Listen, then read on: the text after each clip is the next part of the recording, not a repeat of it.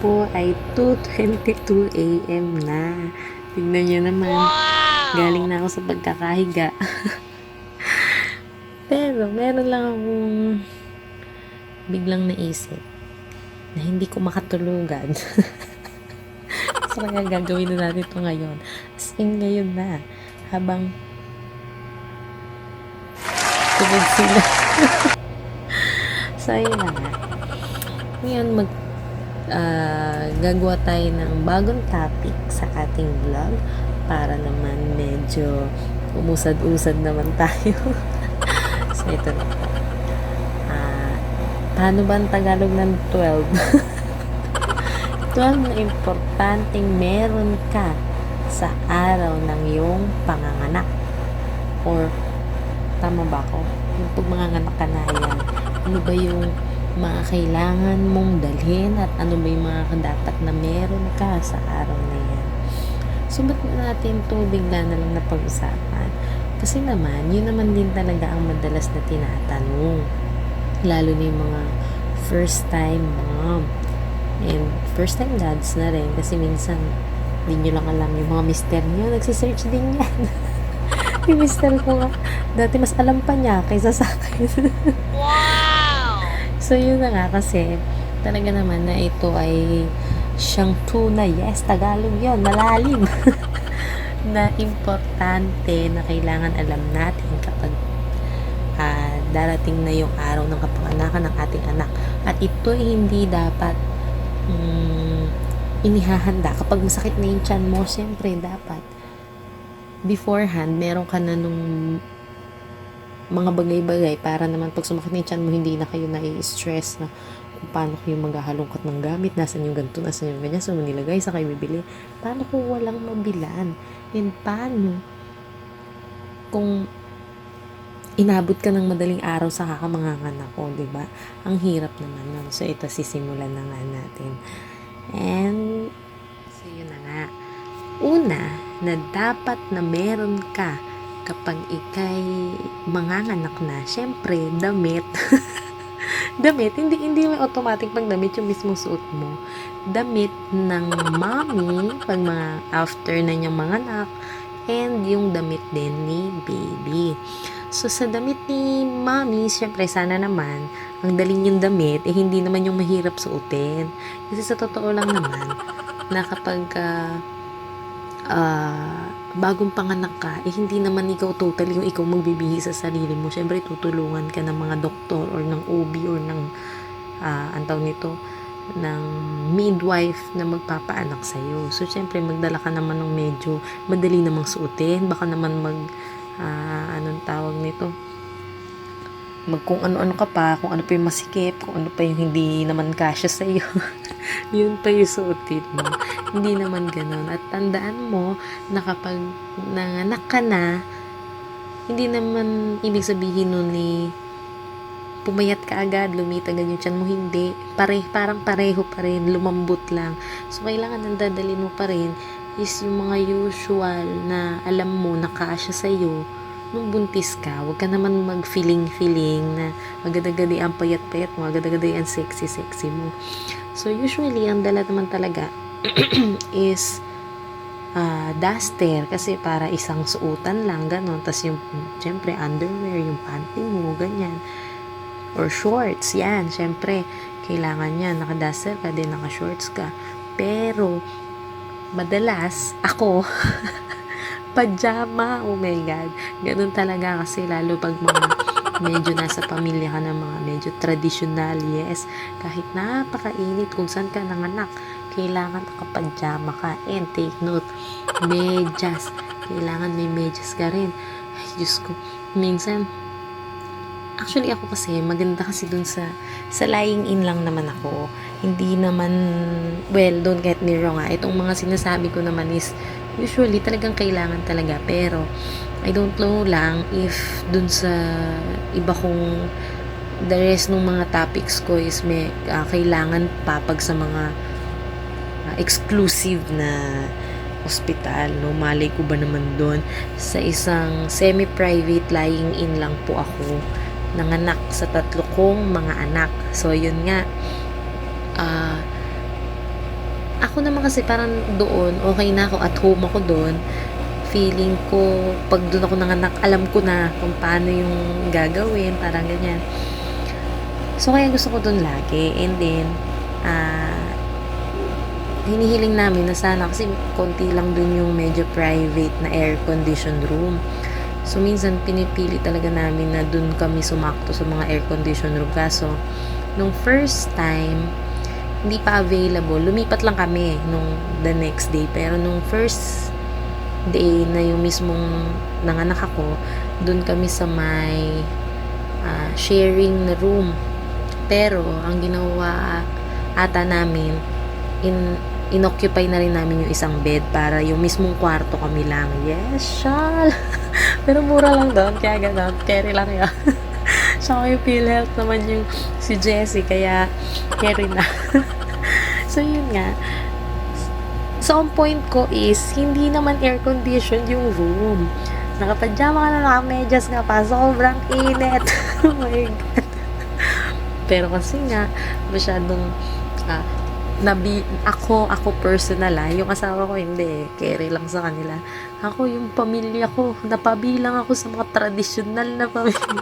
Yung maraming mga, anong tawag nito, mga gawain kapag mga ritual, mga ganyan. So, yun nga. Sabi nila kasi, baka daw, pag bagong panganak ka daw kasi, prone ka na pasukin ng lamig. Kasi mga ganon na mas, daw yun, nakakamatay pa daw ang binat kaysa yung mismong panganganak mo. So, kailangan daw talaga hindi ka giginawin, tipong may medyas ka na, naka-pajama ka. Minsan, pinagja-jacket pa nila. Kaitis. Pero yun na nga. So, yun, ang damit ni Mami, so dapat, yung madaling suotin, pwede naman t-shirt, ganyan. Pero kasi ako, prefer ko lagi is duster kasi nga, gusto ko yung mahaba kasi parang hindi ako komportable na, kasi pagka medyo i-check up ka, babalik ka doon sa room, so dadaan ka doon sa may pila ng mga tao na nagpapa-check up. So, parang hindi ako ganun ka-komportable nakikita nila na may diaper ako, or syempre kahit naman natural na yun doon. So, gusto ko medyo naka-duster ako, tapos naka-pajama pa ako, diba? Sobrang init. Tapos yun nga, syempre yung tsinelas na madaling suotin, isa pa yun. Mas maganda ko yung mga pambahay na tsinelas, yung mga malalambot, kasi nga naka-medyas ka nga eh. And then, yun. Medyas, pajama, nasa sayo yan. Kung short, baka kung payagan ka naman ng family mo. And then, yung duster nga. Plus, yung kay baby naman, syempre yung usual, kailangan may bonnet, may booties, may mittens, may clothes. Usually yung clothes, yung mga tinatali lang dito, yan.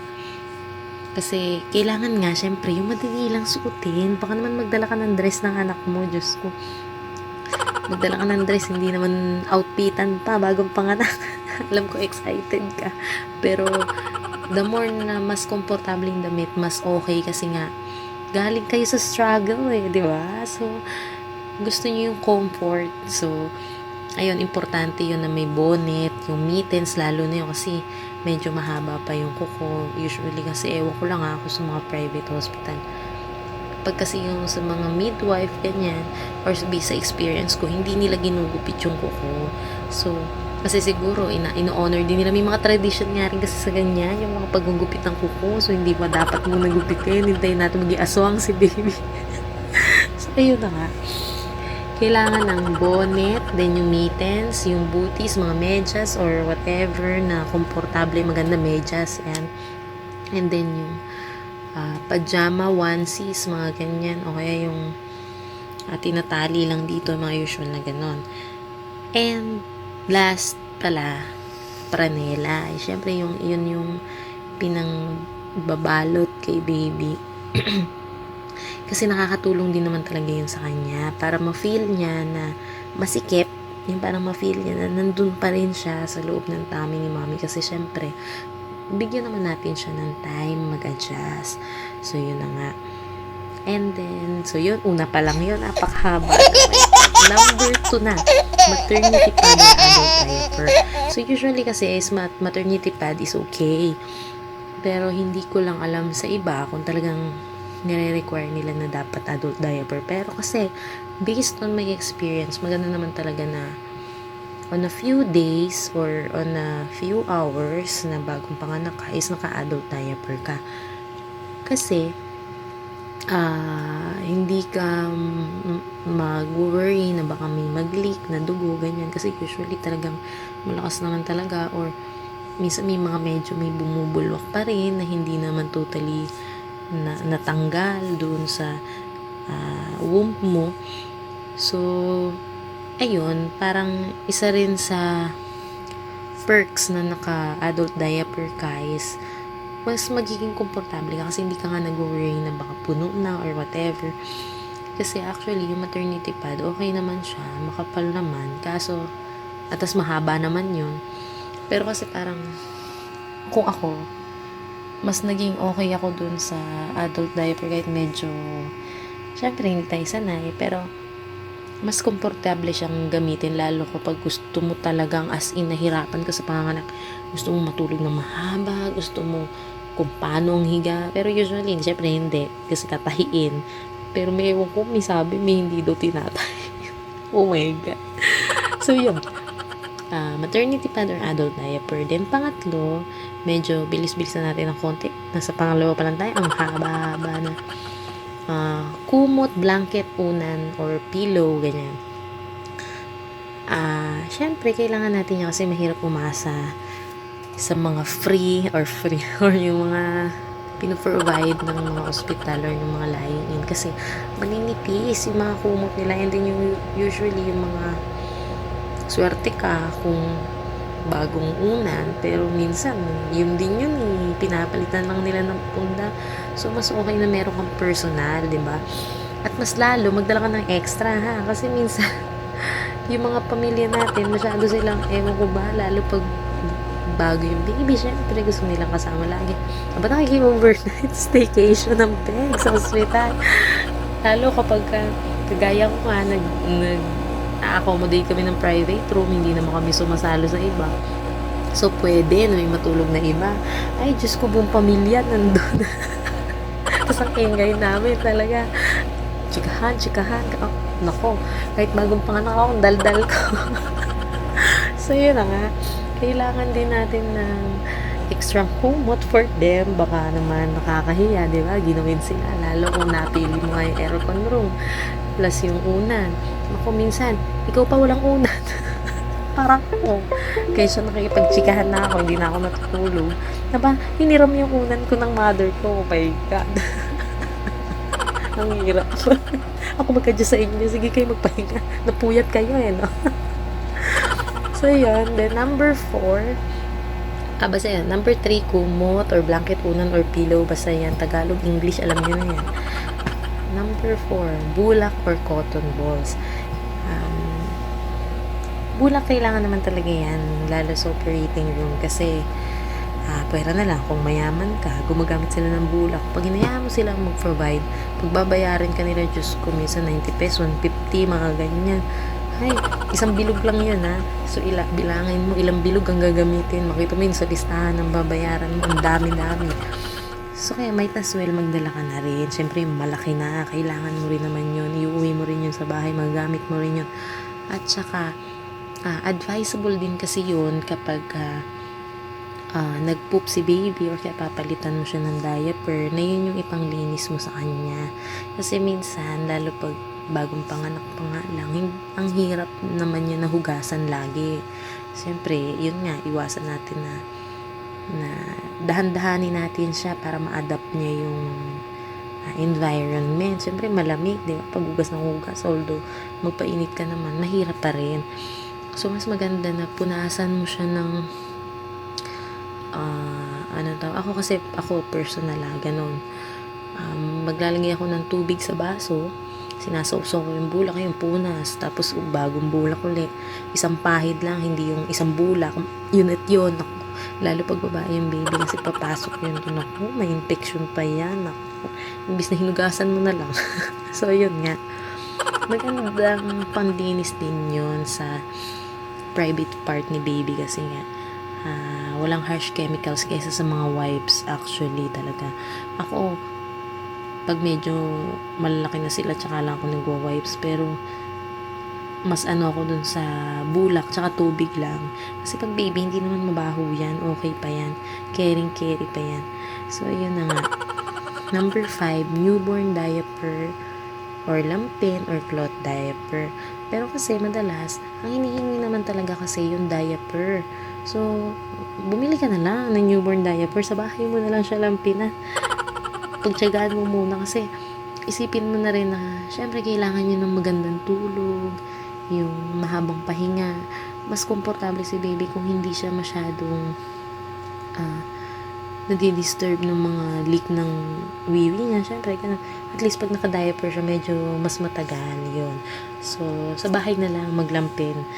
And, syempre, newborn diaper, meron na nabibili na NB diaper, newborn diaper, ganyan.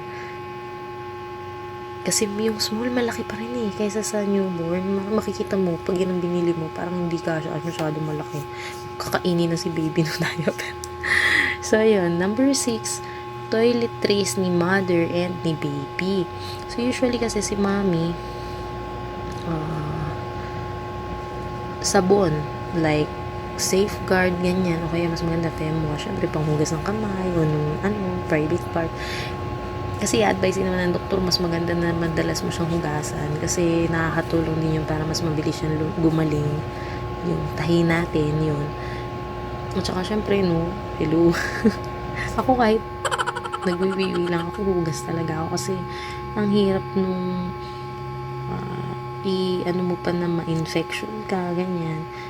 And then, toothbrush yan. Lalo kapag medyo na-delay kayo doon, mas maganda na may dala kang toothpaste or toothbrush, ganyan. Yung shampoo, actually kasi, lalo pagka kinabukasan ka lang, hindi naman na yun kailangan. Lalo din, kapag kagaya nga kita, nakabilang ka sa isang mapamahiin na pamilya, kahit na in-advise na ng doktor na pwede ka naman maligo, ay naku, pipigilan ka na, magagalit pa. Kaya daw, papasukin ka ng lamig, ganyan. Alam mo, naku, misang abot ka. Swerte ka kung 1 week di ka paliguin. Oh my God. May 10 days, o 2 weeks, just to. Minsan, ako kasi, kailangan daw, hilutin muna ako kasi babalik daw yung mga bumukang buto, kayo ganyan. O di hilot. May ritual yung mga 10 days, ganyan, o 7 days, ganyan. So, pagtapos doon ka pa lang daw maliligo at minsan na magpapaligo pa sa'yo, naghilot sa'yo. Ako, na-experience ko yan ng first time, my God. Tapos pinaganap pa ng mga dahon-dahon, tapos mga ugat-ugat ng ewan, kung ano-ano. Si mami, ito naman si mami. Yung mga ugat-ugat, di tinanggal yung tinik, di pinakuluan, yun na yun. Nilagay sa planggana. Tapos pinaupo ako ng Diyos ko, sakit, oh my God. Tapos sila nagbuho sa akin. Pinaliguan nila ako ng dahon. Pinakulong dahon. Feeling ko that time, ititinola ko. Tapos ayun na nga. Nung pinaliguan nila ako, sila nagsabon, tapos binuhusan lang nila ako 1 banlaw, 2 banlaw. Yun na yun, di man lang ako nagbanlaw ng maayos na tubig. Oh my God. Alam mo, nagigigil na talaga ako. Pag naaalala ko, lagkit ko, oh my gosh. Pero yun na nga. Tapos na yun, ayoko na. Kaya nung kasunod na baby ko, umuwi talaga ako dito sa bahay namin. Kasi, feeling ko, lulutuin na naman ako the next time. My gosh. And then, yun nga. Yung kay baby, naman siguro, mas maganda yung mga mild soap, mild shampoo, o kaya yung baby bath. Kasi minsan baby bath, 2-in-1 na yan. Pwede na yan kahit sa buhok and sa balat ni baby kasi basta mild. Siguraduhin natin na mild yun. At saka kasi, actually, lalo kung overnight nga lang kayo doon, kagaya ko kasi okay naman akong manganak. May time lang na tumagal kami nung, basta nung na-confine pa yung baby ko, basta long story. Hindi mo naman siya dun papaliguan lalo kapag kailangan niya pang injection, minsan hindi kailangan paliguan. So, kagaya nung sa cotton balls nga, pupunasan mo lang siya ng dinampi mo dun sa maligamgam na tubig. Then yun na yun. Actually, maliliguan mo pa siya pagka nakauwi na kayo sa bahay. And yun pala, baby oil din pala kasi sa operating room, minsan yun din yung pinanglilinis nila, lalo sa buhok ni baby.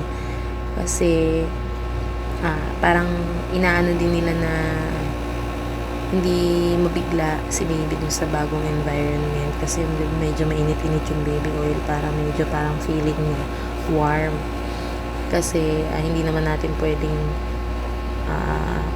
hindi naman natin alam kung ano ba yung nafe-feel nila, kung giniginaw na ba sila or what. So yun, minsan yun din yung ginagamit kasi na panlinis.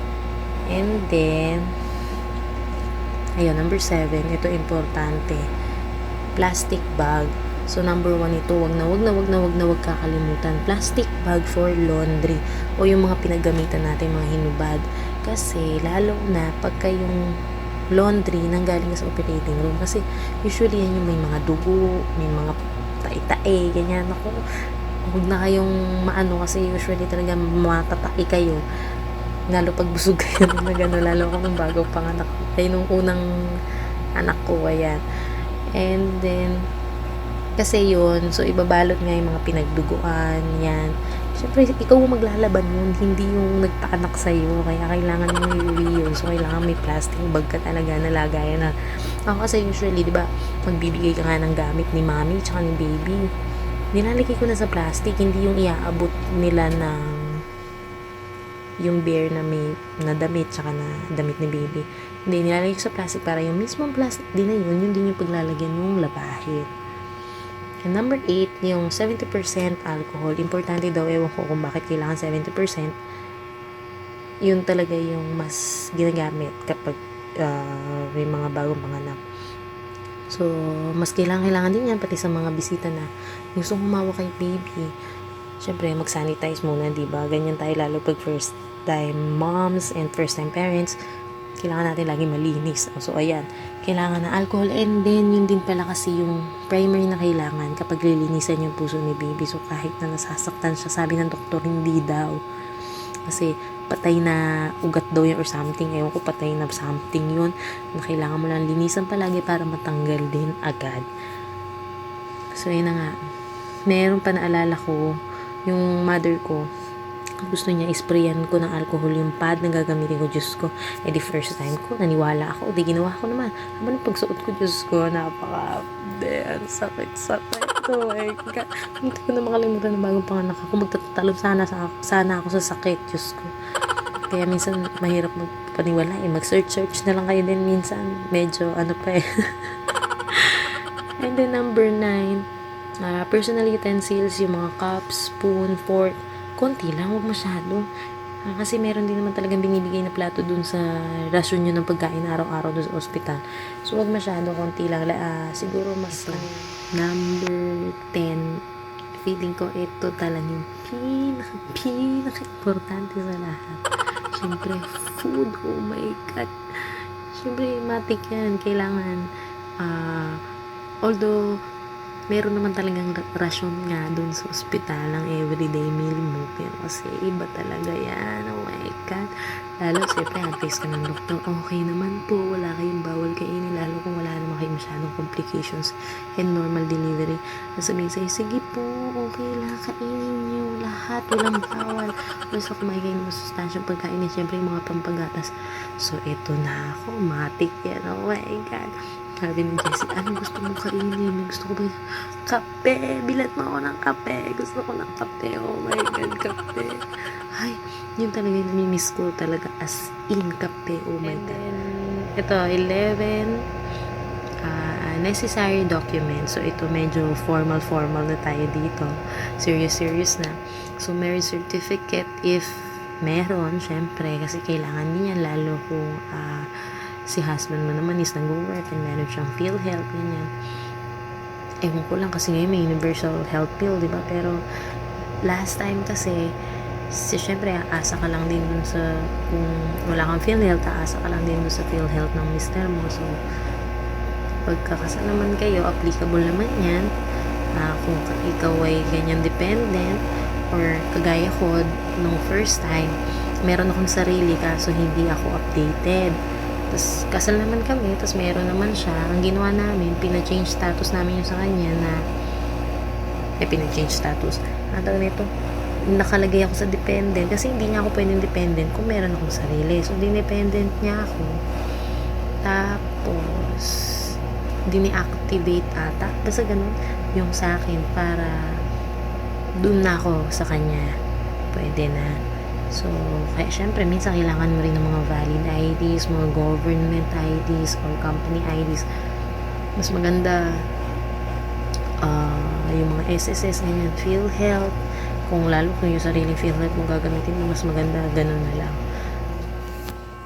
Ang tawag nito. Balikan natin, ha. Meron tayong number 1, damit. Number 2, yung maternity pad or adult diaper. Number 3, kumot and unan. Number 4, bulak, cotton balls, yan. Number 5, newborn diaper, lampin or cloth diaper. Number 6, toiletries ni mommy and ni baby. 7, plastic bag, syempre, lagayan ng laundry. Number 8, 70% alcohol. Number 9, personal utensils, yung mga plate, cup, spoon, fork, ganyan. Huwag niyo akong gayahin. Yung ate ko, di sinamahan niya yung si Jessie. Bumili sila sa mini stop. Oh my God, doon sila nag-grocery ng utensils. Diyos ko, kamahal. Pero okay lang, nagamit naman yun. And I'm so thankful for that. And number 10, food. Yan, huwag niyo kakalimutan yan. 11, yung mga necessary documents. And ito na. Last but not the least, syempre, ito pinakakailangan to. Naku, kundi hindi kayo makaka-uwi. Naunahan nyo na ba? So, yun na nga. Kailangan nyo rin naman ng cash. Diba? Wala namang utang. Hindi naman nyo nanay si doktor. Or else, mister nyo si doktor. Ganyan. Mister nyo, yun na nagpaanak sa inyo. So, yun na nga. Cash. So, kailangan meron tayong sapat na cash and actually, hindi nga lang dapat sapat eh. Medyo may ano ka pa, may konti ka pang ano bang tawag nito, basta meron ka pang naka-ready na konti just in case na may mangyari, ganyan. Kagaya ko, nung cesarean ako, sa sobrang ako, ang takaw ko kasi noon, lumaki yung baby dun sa tiyan ko. Baka doon hindi ko kayanin, kesyo, ganyan. Pero, huwag ka, kinaya ko. Oh my God. Lakas ko kaya. Sobrang takot ko, mahal kaya ng cesarean. Oh my God. Pero yun nga, medyo nag-prepare naman kami ng konti, ng very, very light. Medyo nakautang pa kami ng konti din kahit nag-prepare kami. So, kailangan talaga paghandaan. So, yun ang importante kasi actually, nag-prepare kami kasi dapat magpapaligate na ako. Pampaligate ko sana yun. Kaso, itong anak ko is medyo, dahil sa sobrang laki nga niya, sorry anak, hindi ko sinasadya. Sorry talaga. Medyo kinapos ako ng ire sa kanya. So, parang medyo namuo yung dugo niya dito. So, maitim siya dito. Tapos, nagkaroon ng lamat yung mata niya na namuong dugo. Parang ganun. Pero okay naman. Lahat ng test results naman okay naman. Kaso, parang nagka-infection lang siya sa dugo. Basta parang ganun. So, kailangan niya i-confine. So, na-confine siya sa... Basta, long story yun. Na-stress ako dun. Eh, nilipat ko pa, nag-waiver pa ako, nakaaway ko pa yung doktor. Ayan, naku, Diyos ko, kakapangan ko. So, yun na nga, sa mahabang kong storya. Sa 12 lang naman na kailangan magdalhin pag ikay makanganak. So, yun ang story ng ating mga panganak, mga inday, yan. Mga misis.